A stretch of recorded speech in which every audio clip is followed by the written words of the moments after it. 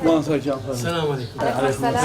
مبارك يا اخي كتبنا ساكن گەڕان و بەسەرکردنەوەی دراوسێ خزم و کەسەکانیانە بەمبەستی دەربڕینی گەردنازادی و جەژنە پیرۆزە.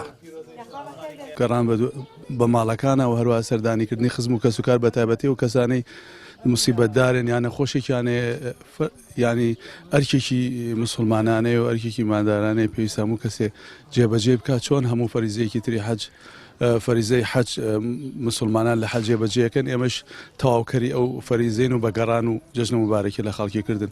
ماوەتەوە جەژنەکان کەواتە پێویستە ئێمە لەم جەژنا بەگرنگیەوە سەردان یەکتریگەین وەک بە تایبەتی نەخۆشەکان خزم و کەسوکار و پێکەوە هەموو ئەمە بکەین چونکە ئێمە وەک دەزانین یەکێ لە لەوانە سیلەی ڕەحمە کە جێبەجێکردنی سیلەی ڕەحم زۆر گرنگە لە ئیسلاما ئینشەڵا ئومێدەکەم هەرواش بێت.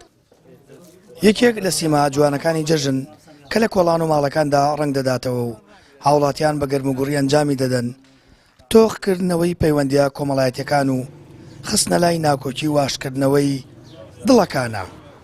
جوان ئینشەڵا بە تایبەتی هەڵەوجە و بە تایبەتی تریش ئەم کەڕەکەی خۆمان هەموو ساڵیا بە خۆشی پێکەوە گەڕێن ئینشەڵا. جەژنی قوربان چۆنە بینن؟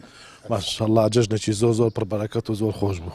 خوای گەورە قوبوڵی کە لەهەموو لایەکمان ئینشەڵا. لە 2011 و 2012 کە لێرە ئەمە کەلتورمانە و ئێمە هەمیشە بەهێزی ئەەکەین ئەو پەیوەندی کۆمەڵایەتیە و ئەو جەژنە ئێمە دوو جەژنمان هەیە ئەبێ بەڕاستی بیسەلمێنینکەوە مسلمانین و بە جەژنەکانمان دڵخۆشین.